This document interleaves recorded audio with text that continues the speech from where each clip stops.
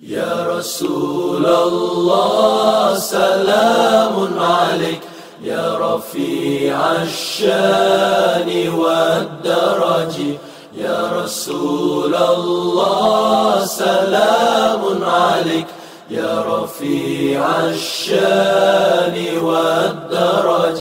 بسم الله الرحمن الرحيم. السلام عليكم ورحمة الله وبركاته.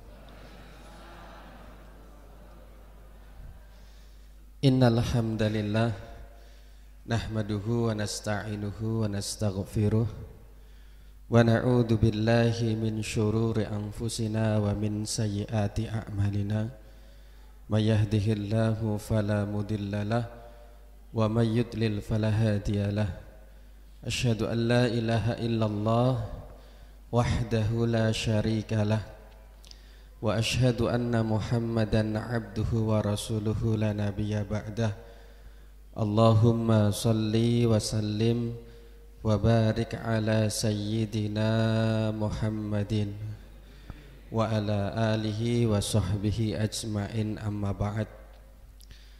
Ingkang hormati para alim, para ulama, para kiai, para sepuh, para pinisepuh, Bapak Ibu jamaah Tombo Ati ingkang minulya yang insyaallah dirahmati oleh Allah Subhanahu wa taala.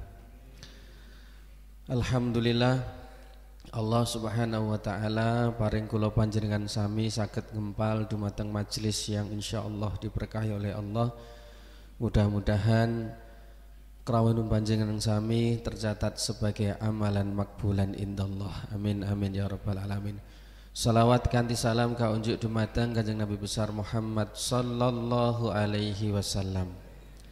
Mudah-mudahan kita bisa istiqomah, konsisten mengikuti sunnah-sunnah beliau, dan mudah-mudahan besok di hari akhirat kelak kita mendapatkan syafaatnya. Amin amin ya rabbal alamin. Bapak Ibu para rawuh ingkang minulya, pangapunten wau seradi telat. Alhamdulillah niki sampun masuk di akhir, masuk ke besok niki Pak insyaallah nek mboten kelentu sudah masuk bulan Rejab nih insyaallah. Jadi sudah sangat cepat sekali, dekat dengan Ramadan. Allahumma barik lana fi Rajaba wa Sya'bana wa ballighna Ramadan. Amin amin ya rabbal alamin. Mila beberapa hal yang berkaitan dengan Rajab perlu kita sedikit bahas. Umumnya adalah amalan-amalan apa yang kira-kira bisa kita maksimalkan di bulan Rajab.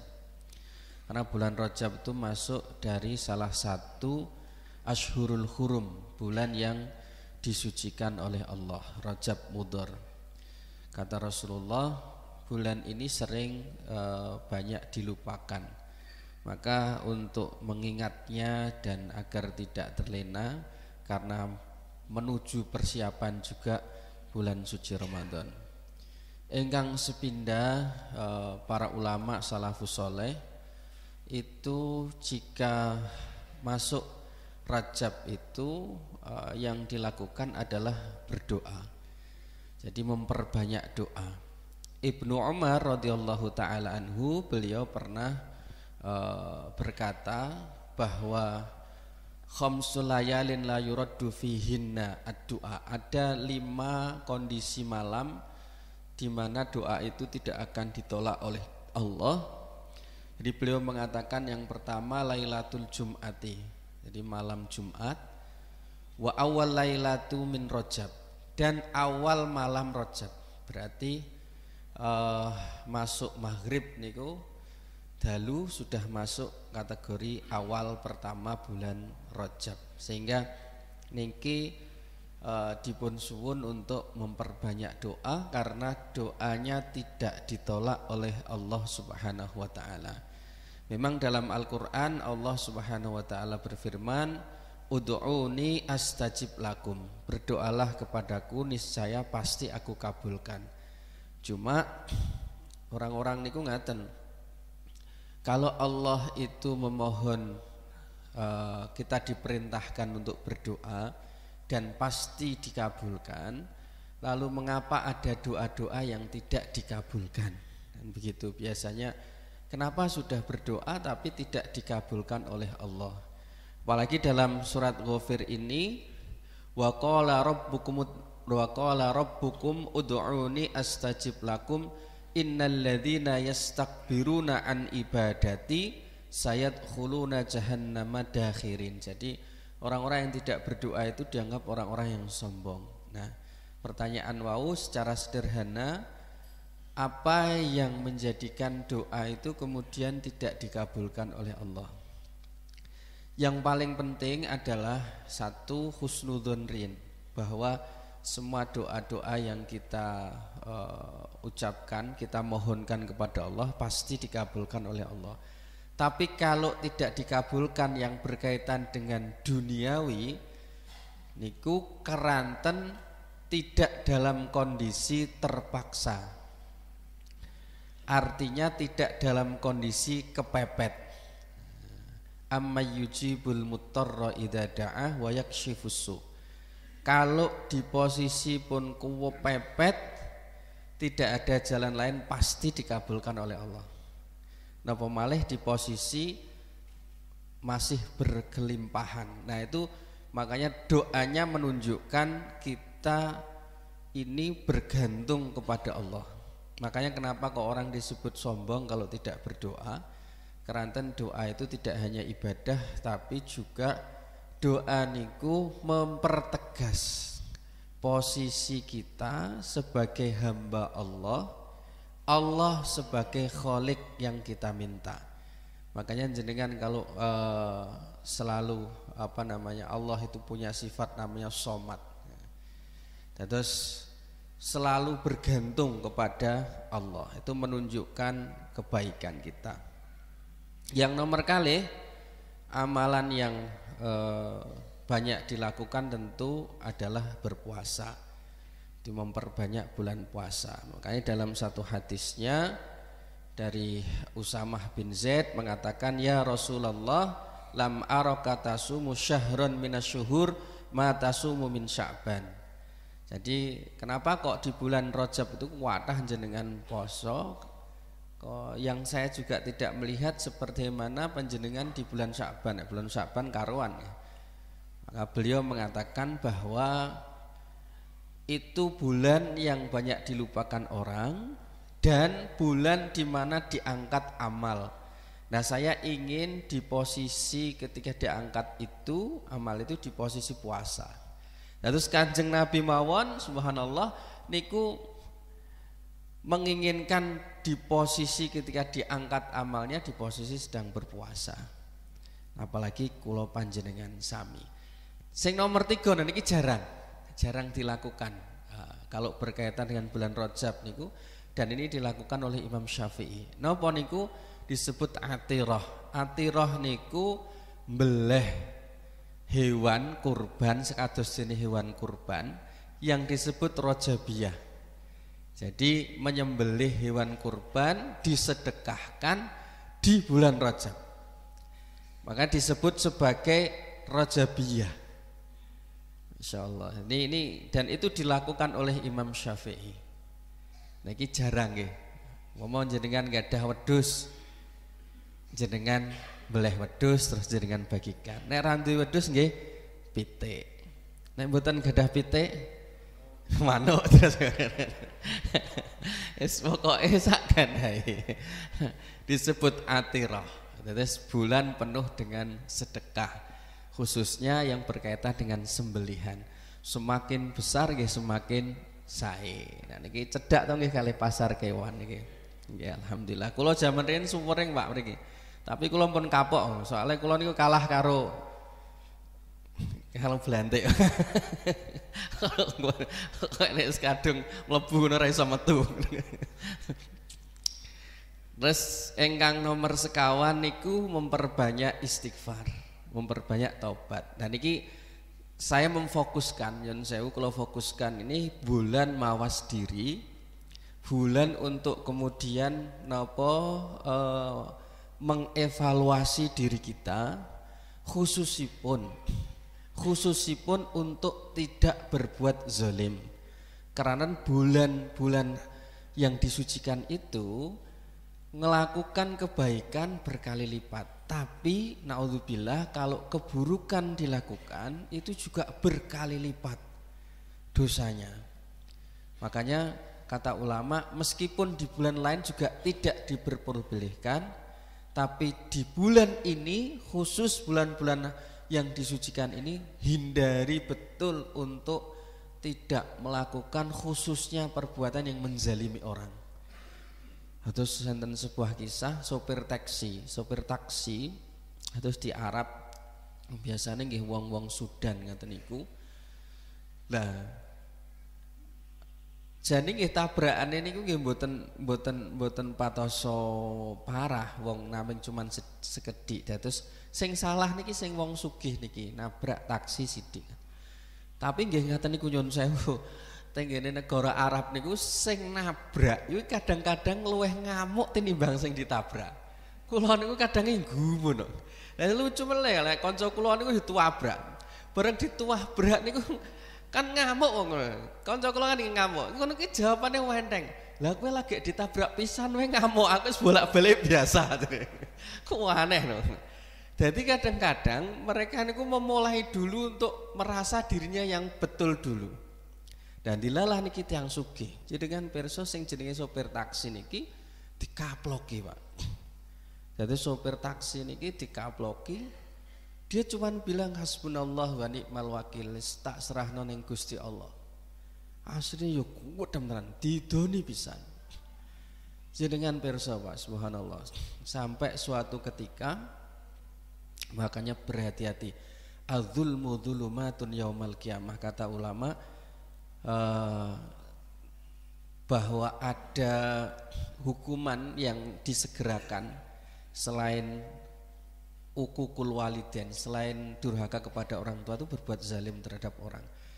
Jadi berapa waktu kemudian si sopir taksi ini ada orang datang kepadanya suruh ngantarkan khurufain itu 2 wedhus kata niku, suruh ngantarkan ke salah satu tempat. Nah ketika diantarkan sampai di sana, ya mbak ini mboten kenali meleh wong sing ngaploki dhek niki. Tapi tiang sing ngaploki mbek ngidoni niki tisik kelengan sopir taksi niki. Terus dia takok, jenengan tasik kemutan kula masih ingat saya? Dia bilang, mboten. Tidak, saya enggak ingat kamu. Saya dulu yang mukul kamu, saya yang dulu ngeludahi kamu waktu mobil kamu saya tabrak. Terus oh iya, semua sudah saya serahkan sama Allah dan balasannya sudah saya serahkan sama Allah. Kata orang yang kaya ini ternyata kan wajah sudah berubah, jadi dia sudah lupa wajahnya itu wes nelongso. Nah dia bilang nih, andekan kamu waktu itu menyerahkannya sama polisi saja, itu jauh lebih baik dibandingkan kamu menyerahkan kepada Allah. Saya 15 hari itu nyari kamu kemana-mana, karena Allah tuh langsung membalasnya 2 hari selanjutnya. Piyambak ini ku tabrakan, putrane sing lanang mbek wedok cah cilik niku meninggal dunia. Saya mencari dirimu itu 15 hari kemana-mana. Jadi kemudian dia tolong maafkan. Amarga nangis luar biasa niki mboten tega. Sing sopir taksi niki mboten tega, terus kemudian dimaafkan. Mudah-mudahan Allah kemudian mengampuni dosa-dosamu. Jadi belum di akhirat iku teng donya niku pun dituduh. Makanya Masya Allah, adzulmu dzulumatun yaumal qiyamah. Zalim niku subhanallah. Tapi sebaliknya Pak, orang-orang yang benar-benar menjaga dirinya, Masya Allah. Makanya kata ulama disebut sebagai muraqabah. Sing wangel niku muraqabah. Muraqabah itu merasa kita itu diawasi oleh Allah Subhanahu wa taala. Nah iku saestu-estu wangel. Nah terus nek tenggene Al-Qur'an nggih kula waosaken di dalam surat Al-Mujadalah niki. Alam taro annallaha ya'lamu ma fis samawati wa ma fil ardi. Alam taro, tidakkah kamu melihat annallaha, sesungguhnya Allah, ya'lamu, mengetahui, ma fis samawati wa ma fil ard, semua yang ada di langit, semua yang ada di bumi. Ma yakunu min najwa, Ya, ma yakunu min najwa salasatin illa huwa rabi'uhum. Tidaklah ada bisik-bisik, wong bisik-bisik niku 3 orang kecuali huwa dia Allah itu yang keempat. Wala khamsatin illa huwa sadisuhum. Tidaklah orang tuh bisik-bisik yang kelima 5 orang kecuali Allah yang keenamnya. Wala adna min dzalika, dan tidaklah kurang dari 3. Wala aksara illa huwa ma'ahum, atau lebih banyak dari 6 kecuali Allah bersama mereka.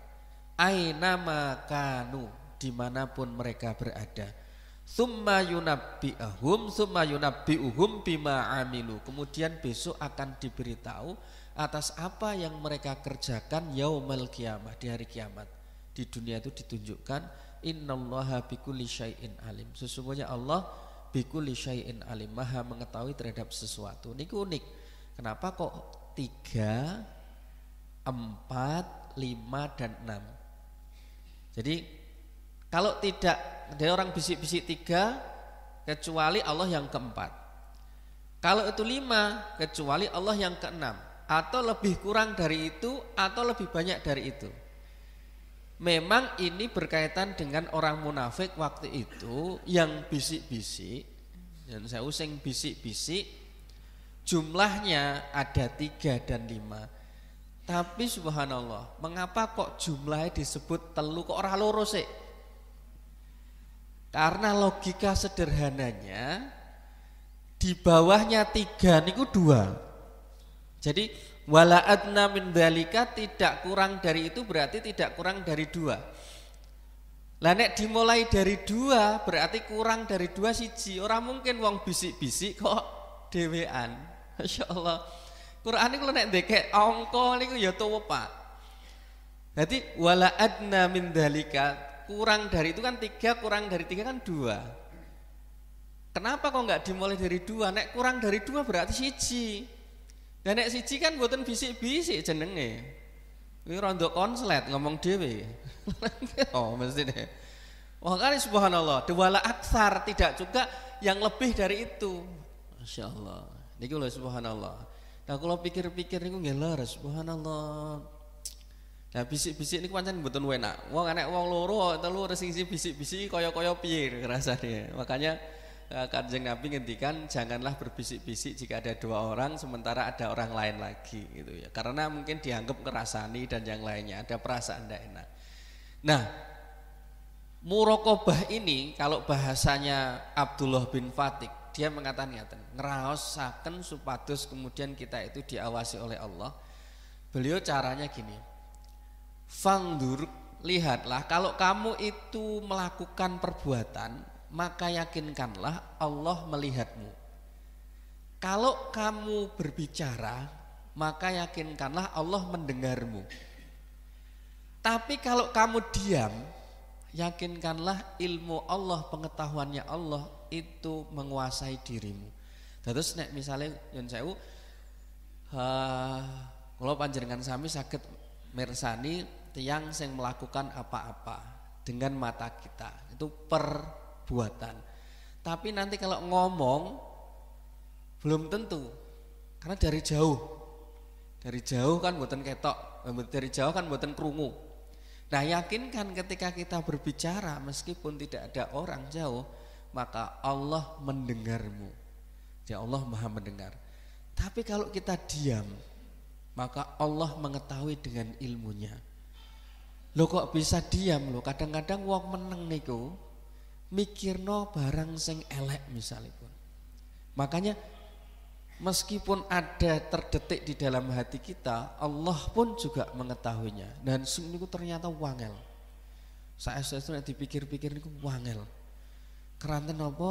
Nggih, keranten iman itu kan Allah kan tidak bisa kita lihat karena gaib.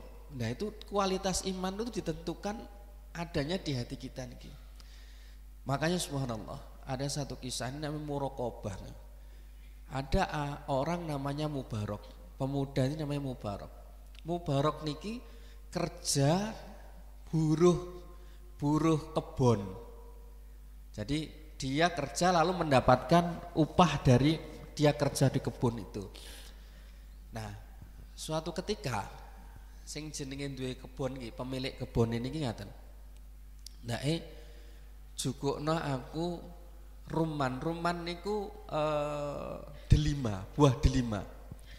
Tapi nyun sewu buah delimane ampun jenengan pikirno buah delima sing koyok ning Indonesia. Sebab buah delima ning Indonesia niku rupane ijo kuning-kuning mboten abang. Tapi buah delima sing disebutkan Al-Qur'an warrumana mutasyabihan nek ning negara Arab, buah delima niku pancen wong sing ngomong bibirmu merah merekah bak buah delima niku bener. Kudune dikiaskan teng pundi? Teng negara Arab. Mergo abang-abang. Tapi nek teng Indonesia mboten pas, bibirmu merah bak buah delima ra cocok. Soalnya kuwacut pisan. Nek teng riko niku subhanallah, kula niku pas teng Syria, kula ngantos gumun. Sing jenenge buah delima niku mboten pajeng, Pak. Didol ngaten niku mboten patos. Oh, merah-merah merekah niku didadekno niku lho jus. Jus buah delima. Jadi nek jeruk biasanya kan diperes ngaten niku, niku delima sing diperes. Saking itu merahnya luar biasa. Lah kula suweneng. Kemarin tumbas itu musim rondok panas dilebokno teng kulkas wis dipritili ngaten niku dimakan masyaallah suweger. Jadi gambaran teng Al-Qur'an warumana mutasyabihan niku masuk teng akal. Pas teng Indonesia niku riyen niku mboten tok. Ternyata gambaran itu gambaran di negara Arab. Nah, piyambak ini dikongkon jukukno delima. Ambilkan buah delima. Dijukukno, dipecahno, diberikan ke pemilik kebunnya. Pas dimakan niku tiba rasanya kecut. Sing duwe niki ngamuk. Kowe iki lho tak kon jukukno buah delima, golek ana sing manis, lho kok mbokeki sing kecut. Diambilkan lagi buah delima dipetikkan, dipecahno, disukaaken. Dijajal, kecut neh. Ngamuk sing duwe niki. Kowe iki piye karepmu? Saya minta kamu itu yang manis, kamu gak bisa ya membedakan antara yang manis dengan yang kecut. Dan itu yang ketiga kalinya. Terus dia bilang gini, saya tidak bisa membedakan yang manis dan kecut kecuali saya merasakannya. Loh, apa kamu gak pernah merasakannya? Tidak pernah. Kan jenengan kan melarang dan tidak mengizinkan untuk merasakan atau makan buah delima di sini. Kaget nih pemilik kebun. Lho ono wong buruh. Kebun delima, tapi rong tau ngrasakno delimane. Akhirnya kemudian ditakokno kalih wong-wong niku. Ditakokno karo wong bener sing jenenge Mubarok iki urung tau belas niku ngrasakno mbok ceblok kaya piye nggih mboten dirasaken, mboten nate. Dijajal niku mboten nate. Masyaallah. Lah wong niki, bapak niki duwe anak wedok sing selama ini dilamar kalih tiang-tiang niku mboten disukaaken. Terus ngomong karo bojone, iki nek anake awake dhewe dinikahno karo Mubarok sing napa buruh kebun piye? Kinten-kinten nek jenengan kita masuk akal apa mboten? Halah saiki buruh lho ya. Buruh kok wedi enak anake wong sugih sing ngene. Selak arah mungkin. Akhirnya nyun sewu niki beberapa riwayat ya. Kalau niki kan teng ngene kitab Wafayatul A'yan juz 3. Terus niki mboten kok ngarang kula, niki enten sanate resmi niki. Terus ketika kemudian sebagian riwayat mengatakan lalu kemudian dia diskusi sama istrinya, si Mubarok niki diceluk. Pertanyaane bapake sing maksudnya sing duwe kebon gini. Menurutmu anakku wedok iki cocoke nikah karo sapa? Aku terima. Jawabane pinten Pak Mubarok? Jawabane ngene. Orang-orang jahiliyah dulu menikahkan anaknya karena nasab. Kuwi anake sapa? Nek cara wong Jawa nggih bibit, bobot, bebet. Enten nasabe kuwi anake bin sapa? Wong jahiliyah riyen kan ngaten. didelok nasabe sapa. Orang Yahudi menikahkan anaknya, tradisinya dicarikan orang yang punya harta atau sugih. Orang Nasrani jari Mubarak menikahkan anaknya karena faktor fisiknya, gantenge, ayune.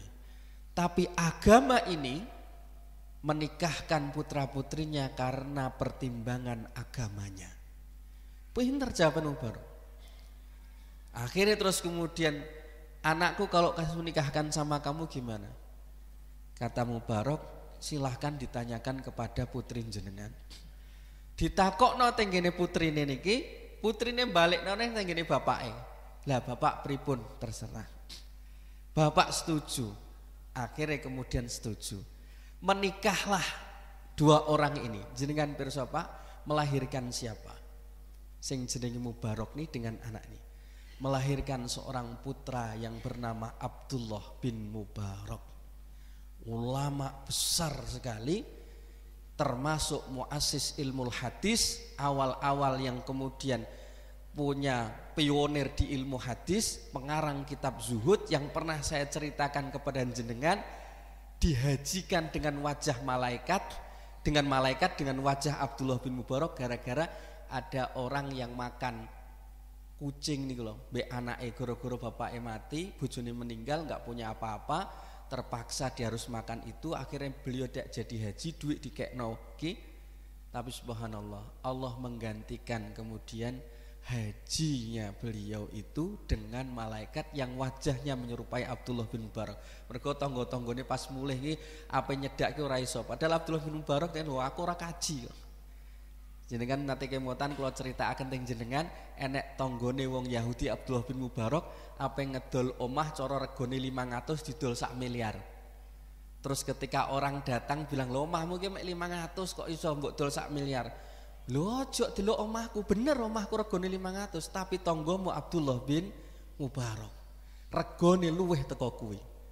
Lahirlah ulama besar zahid yang namanya Abdullah bin Mubarak. Jadi tiang niku subhanallah berkah. Wong nek ngindari sing diharamno Gusti Allah niku digantikan oleh Allah kepada yang dihalalkannya berlipat-lipat. Lha sapa sing ngira orang sekelas seperti ini buruh lho Pak Nyun Sewu. Buruh tapi saking jujure. Kuwi nek gak wong sing pemilike greget krentek kok enek wong kaya ngene. Lho jaman saiki selak arah mungkin. Ora mungkin. Siji sing gak mungkin wong sugih mosok golek mantu burohe. Mboten mungkin, wis juarang les ora aneh ya. Sing nomor loro buruh kok sampai jujure kaya ngono, ra tau ngrasakno. Belas pokoke ya kok ngono nyambut gawe ning kono kebone kuwi ya diurusi. Ceblok kaya napa nggih mboten nate dijajal nggih mboten nate. Wong ora trimo ceblok nek saiki yo, urung ceblok wis dijupuk kok. Masya Allah. Jadi ini Abdullah bin Mubarak, Masya Allah. Ini namanya muraqabah. Nah terus niki tenggene Wafayatul A'yan tuh juz 3 halaman 33. Tapi kalau Sadaratul Dhahab niku juz 3 halaman 362. Jadi kisahnya bapaknya Abdullah bin Mubarak, Masya Allah. Dan akhirnya lahir orang-orang yang hebat-hebat ya karena menjauhi barang yang diharamkan. Niku persis seperti Said Nursi Badi'u Zaman. Kalau nanti cerita tentang jenengan, pengarang tafsir kitab An-Nur niku. Niku bapak niku corono yo kiai kampung. Ibuke nalikane hamil tuh Masya Allah. Apa wae sing cilik kuwi anggerape mlebu ki dicek sik. Iki barang ki teko ndi? Masya Allah. Ora tau belas pokoknya. Barang sing kira-kira subhat mawon niku mboten sios didahar kali ibuke sing nalikane hamil. Habis subhanallah Said Nursi Badi'u Zaman ketika lahir Pak. Jenengan pirsa. Maca buku ini sekali maca langsung hafal. Lah kula maca bolak-balik hafal-hafal. Masya Allah. Itu loh orang-orang yang hebat-hebat, orang-orang yang muraqabah, merasakan mengawasi bahwa sing ngawasi iki duduk menungso, tapi sing ngawasi iki Gusti Allah. Itu muraqabah. Nah, cara yang kedua kata ulama, nek awakmu kok kangelan ngerasa diawasi Gusti Allah. Cara yang kedua itu Ngaten, teng ngene surat Fusilat. Wa ma kuntum tastatiruna ayashhada alaikum sam'ukum wala absarukum wala juludukum walakin donantum annallaha la ya'lamu katsiran mimma ta'malun. Jadi apa yang kamu sembunyikan itu kan disaksikan oleh pendengaranmu, disaksikan oleh penglihatanmu, juga disaksikan besok oleh kulitmu. Dados ngaten. Carane ngaten. Niki nggih kula belajaran teng awak kula piyambak. Nek ape misale kok ngomong kok elek, keluar kata yang buruk dari mulut, niku elingno lambe iki besok teng akhirat niku dadi saksi. Nek tangan niki kok ape dienggo elek, niku eling ngono bahwa besok tangan ini akan menjadi saksi kita di hari akhirat. Jadi nyuwun sewu nek sakniki kok misalipun tangan ini tunduk pada semua perintah kita, seluruh anggota tubuh kita, mulut kita, mata kita, semuanya ini kok tunduk di hadapan kita, bisa kita pakai untuk apa saja, itu karena Allah menundukkannya. Tapi besok di hari akhirat itu tidak bisa tunduk. Asli ini Pak, seluruh anggota tubuh kita ini bertasbih tunduk kepada Allah. Tapi di dunia ini ditundukkan untuk kita. Mulane nyuwun sewu, mulut yang keluar ini ya karena kehendak kita. Tapi besok di hari akhirat semua bersaksi kaya dene nyuwun sewu nggih. Lah kok saged ngaten ya kaya dene teng ngene militer. Misale jenderal, bawahane iki kon nglakoni salah. Ya dilakoni mergo wedine karo dhuwurane. Tapi besok di hari akhirat mboten saged ngaten. Semua bersaksi, tangannya bersaksi, mata kita bersaksi. Mulane sing wah bocah itu sampai julut, sampai yang namanya niki kulit niki antokonallah. Kulit iki iso ngomong. Kalau sekarang lihat contoh sederhana ini pun kalau pernah nyampaikan teng jenengan, Allah tuh sudah nunjukkan ning donya iki enek barang sing iso mbok tundukno. Tapi enek hal-hal yang tidak bisa kamu paksa dan tundukkan. Contohnya apa? Kewan. Orang mesti kewan sing gede, yang besar itu bisa dijinakkan. Tapi kadang yang kecil tidak bisa di bawah kendali kita. Contohnya apa? Contonipun kaya ula. Ula sak cilike kaya apa, mboten saged lulut. Mulane kula maca teng internet niku ternyata pawang ular itu tidak bisa menundukkan ular. Tapi dia iki iso belajar sifat-sifate ula. Kata pawang niku sing kula waos niku terus nek dicokot iki pun bolak-balik. Teng rumah sakit kula nggih pun bolak-balik. Tapi saat ini kula pun paham kapan saya harus ke rumah sakit, kapan saya tidak ke rumah sakit. Jadi mboten enten tiyang niku sing kebalasipun.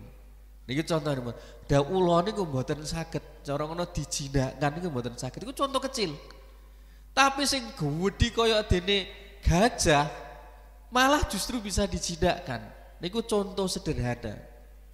Betapa Allah itu menundukkan hal-hal untuk kemaslahatan jenengan, tapi ada yang tidak bisa ditundukkan di hari besok, di hari kiamat ditunjukkan. Termasuk anggota tubuh kita besok itu bersaksi. Maka dalam Al-Quran limanil mulkul yaum lillahil wahidil qahhar. Milik siapakah kerajaan ya, di akhirat itu? Milik siapakah kerajaan hari ini? Hari ini miliknya Allah yang wahidil qahhar. Qahhar itu yang maha memaksa. Itu mboten saged terus kemudian kita ales juga mboten saged. Nah, berikutnya mulai kemudian berikutnya adalah muhasabatun nafsi. Di bulan Rajab niki selain merasa muraqabah, wau ditambahkan malih dengan muhasabah. Muhasabah niku kita itu evaluasi diri kita. Mengevaluasi terus setiap apa yang akan kita sampaikan, perbuatan apa, lalu kemudian setelah maupun sebelumnya dinilai.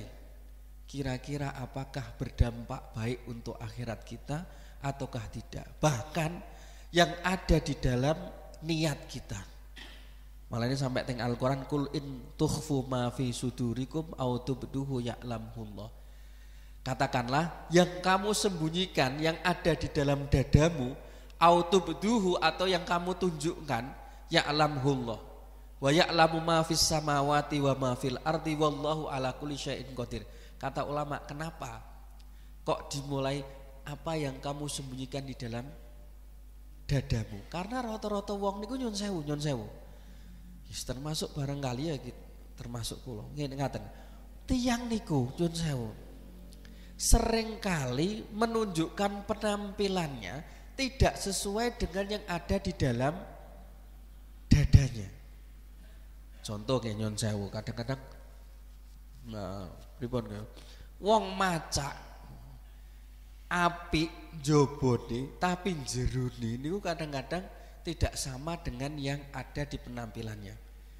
Nanti Pak, saiki nyun sewu wong menyolong lho. Nah kapan hari niku enten sing nyolong. Bocah iki sekitar 4 Pak.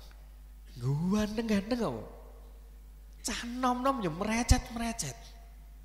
Penampilannya tuh walah pokoke wong cara ndelok niku wis percaya. Koyok-koyok wong apik. Tapi ternyata beliduk. Nah banyak orang yang kemudian penampilannya tidak sesuai dengan yang ada di dalam hatinya. Penampilannya ya sakwa nek dadi nganggo kethu Pak. Walah ketunan, nah iso ketunan kaji kok. Masya Allah.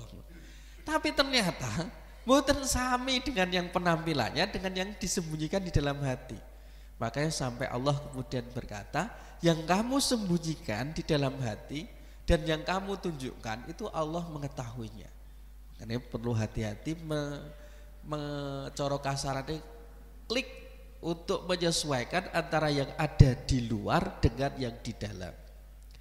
Berikutnya, dalam sampai akan apa yang kemudian di bulan Rajab ini selain muhasabah, berikutnya adalah warok untuk meninggalkan hal-hal yang syubhat. Niku wangel.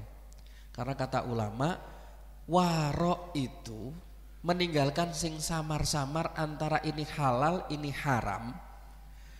Itu masuk kategori khauf, rasa takut kepada Allah. Iki halal apa haram? Kalau nanti cerita jenengan, kalau nanti tangloki, Ustaz, hukumnya begecot niku napa? Lah ngono kan takoki, wis to wong kok ngragas men. Kulo jawabane mangkaten. Wong enek sing akeh jelas-jelas halal mek apa kok digoleki sing samar-samar. Nek mazhab Syafi'i ya jelas haram. Wong masuk kategori menjijikkan. Tapi mazhab sing lintune mboten.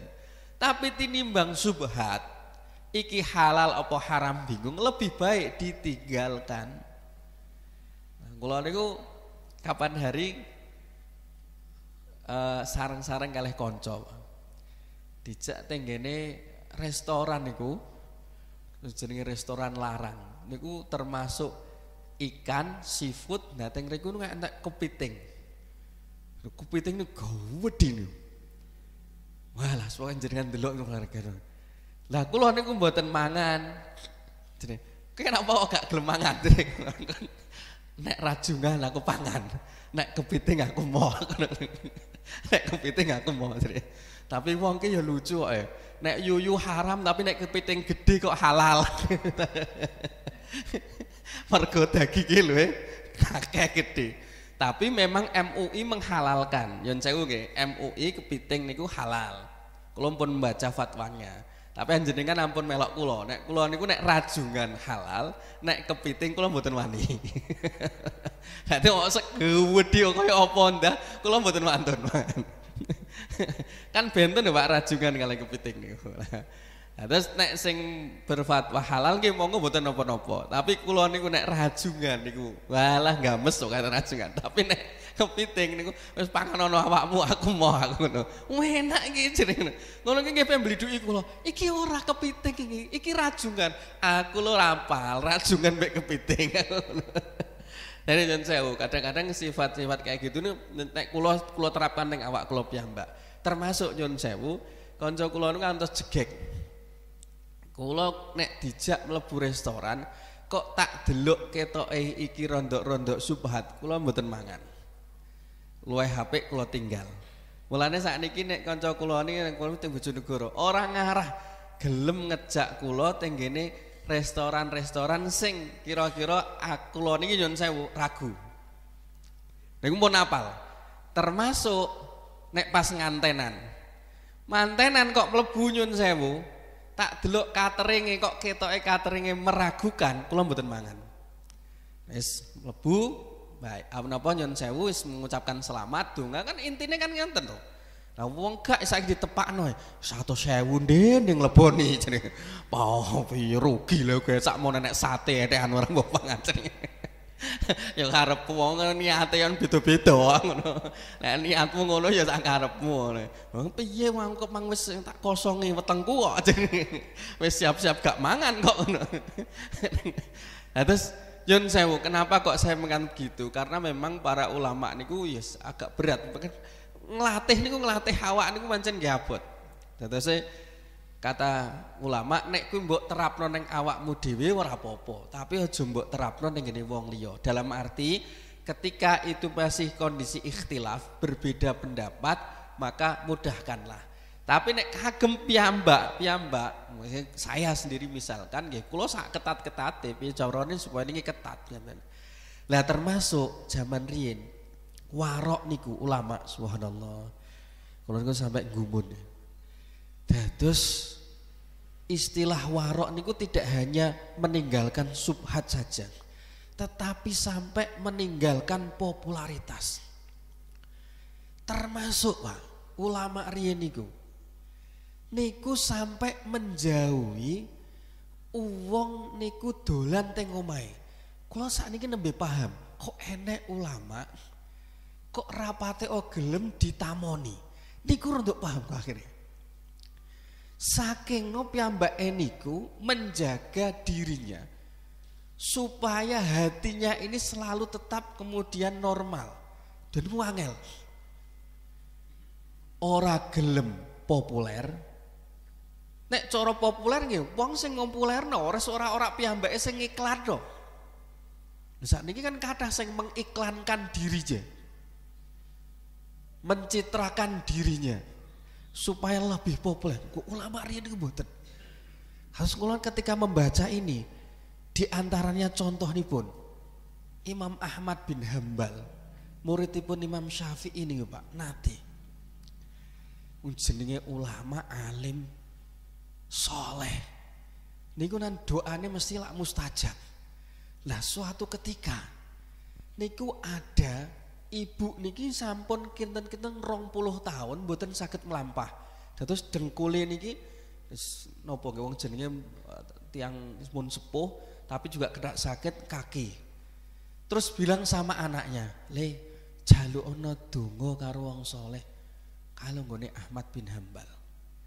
Datanglah niki ngantos kula catet. Ngantos kula catet. Nah, ketika kemudian dia datang ngetuk pintu, ternyata tenggene dalemipun Ahmad bin Hambal niku wonten majelis. Jadi ulama riyen niku nggadah kalih majelis, Pak. Majelis di masjid kalih masjid teng griyonipun. Termasuk Imam Hasan Al-Basri niku nggih ngaten. Imam Haris bin Asad Al-Muhasibi nggih ngaten. Dadi nek enten kemudian ulama kok enten damel pengawasan teng omah, enten sing teng ngene masjid, memang gadah sanatipun kados ngaten. Nah, ketika diketok pintunya ditanya siapa? Disebutkan si fulan. Apa keinginanmu? Dijawab, ibu saya itu sakit, tidak bisa jalan 20 tahun. Saya minta panjenengan mendoakan ibu saya. Ngamuk Pak Imam Ahmad bin Hambal. Keluar suaranya itu keras sekali. Lalu kemudian subhanallah, orang-orang yang di dalam sini, seorang santri nipun, murid-muridipun, niku keluar sebagian. Nanti yang niki mau mergo Ahmad bin Hambal ngamuk, piyambake kan terus kemudian pulang. Enten murid niku terus kemudian cara ngaten nggih, keluar terus nekani wong iki ngomongi, disusul. Mencane kan saderenge teko omahke disusul. Kita tadi itu keluar semuanya, sebagian ya masih ada, supaya beliau Imam Ahmad bin Hambal itu mendoakan ibumu. Dan ternyata leres, Pak. Jadi senaoso diomongi ngamuk Ahmad bin Hambal. Niku ternyata Imam Ahmad bin Hambal itu mendoakan ibunya ini. Sampai di rumah ibunya bisa jalan. Masya Allah. Ini ulama. Kados mengatakan niku Imam Ahmad bin Hambal.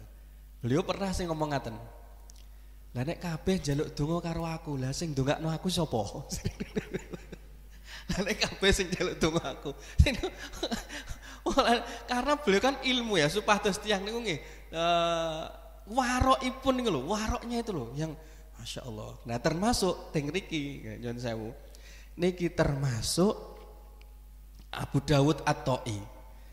Enten tiyang datang, kenapa kamu datang ke rumah saya? Ji'tu li azuroka. Saya datang untuk berziarah mengunjungi dirimu. Dawud At-Ta'i ini langsung mengatakan begini, kamu tuh mengunjungi orang yang salah. Banyak sekali betapa dosanya diriku. Apa yang kamu inginkan dari diriku? Beliau sampai mengatakan, ya Dawud, wahai Dawud awake dhewe. Kunta fi syabibati fasikon. Kuwe ki nalikane jek enom ki fasik, ngakeh nglakoni dosa. Apa maneh umurmu sakmene iki? Dadi dielek-elekno awake piyambak. Supados menghilangkan rasa gemede di dalam hati ini. Dan itu kata ulama bagian dari bentuk warok. Masya Allah. Nah tentu berikutnya yang dimaksud dengan warok niku meninggalkan sesuatu yang tidak penting. Terus kalau dalam bahasa hadis min husli islamil mar'i, sebaik-baiknya Islamnya seseorang itu meninggalkan yang dia tidak penting. Nyun sewu saestu. Kadang-kadang ngaten, Pak. Koncone jenengan lunga tindakan. Dadak jenengan ku lagi ngerti teko wong liya. Lah iya to, lunga kok gak gelem ngandani aku. Lah nek ngandani iki apa penyangoni. Terus bangun omah, hidup-hidup. Lah ya bangun omah lho ora cerita-cerita belas. Lah nek bangun omah ya apa melok modali. Apa modali? Enten malih koncone nikahno putrine. Mari ngono dadak mungkin kelalen mboten diundang. Kadang ya ngomong. Delok to. Anak ayo ora cerita, ora ngomong, ora ngundang bareng. Pun to, sakniki pokoke nek krungu koncone kok seneng, maka kita ikut seneng. Niku jenenge warok menan. Ampun dipikir. Kadang-kadang terus ngerasa lho to, ape lunga bareng lunga rungokne ora cerita mbek aku. Kados ngoten niki dan kadang-kadang bahkan yang berbahaya kata ulama, kita mengira bahwasanya kata-kata kita itu ringan, tapi sesungguhnya di hadapan Allah itu tinggi. Artinya keburukan itu ternyata tinggi. Terus nek tengene Al-Qur'an itu disebutkan ittalqaunahu bi alsinatukum wa taquluna bi afwahihum ma laisa lakum bihi ilmun. Kamu gak ngerti kenapa dia misalkan gak cerita. Kamu gak ngerti misalkan kenapa dia tidak woro-woro. Kamu tidak tahu pengetahuan tentang kenapa dia begitu. Tetapi kamu menganggapnya itu kecil, ringan. Lalu kemudian kamu marah. Wa tahsabunahu hayyinan wa huwa indallahi azim. Kadang-kadang ketoke ngelokno itu cilik. Tapi kita anggap rendah. Kita anggap tuh kecil, tapi sesungguhnya di hadapan Allah itu besar sekali. Mulai nyuwun sewu ngatos saestu. Agar mulut kita juga terjaga. Sehingga kalau ada orang yang kata-kata raket kalih jenengan kok tahu-tahu terus kemudian mboten ngabari, mboten napa-napa, wis jenengan doakan mawon. Wis ora tau enek kabar tiba-tiba kemudian bangun omah, tiba-tiba kemudian umroh. Wong enten kanca tiba-tiba lho umroh to, kula WA, sepuntene kula teng ngene Mekah sih. Masyaallah. Alhamdulillah dongakno kula ngaten. Artosipun ngaten nek enten sing woro-woro nggih alhamdulillah dengan harapan bisa didoakan. Tapi upami kok mboten woro-woro nggih ampun jenengan celatu. Mbok menawa piyambake nggih gadah amalan dhewe ora gelem diworo-woro. Soale yo kadang sakniki nggih abot. Wong umroh kadang kudu nyiapno macem-macem kok. Nggih to, nek krungu jenengan kemudian ngunjungi ngaten niku paling ora kan gula sak kilo. Terus engko ya enek ngekeki napa sajadah. Terus kemudian air zam-zam. Sadurunge berangkat wis tuku sik je. Tuku akeh. Lah jarene enten kanca sampe ngaten. Lho ya to aku sakjane apa repot sak repotan. Lah piye? Ape ra ngomong-ngomong yo piye? Ape ngomong-ngomong piye? Lah maksudnya piye? Lah saiki kanggo hadiah tok kok wong sing niliki tok kuwi lho iso tak nggo sangu. Terus nyun sewu niki contoh mawon. Jadi kemudian tidak selamanya kemudian buruk ya, harus kemudian kita kedepankan husnudzon. Baik Ibu yang dirahmati Allah, mudah-mudahan yang sedikit ini bisa bermanfaat untuk diri saya sendiri khususnya dan juga hadirin sekalian.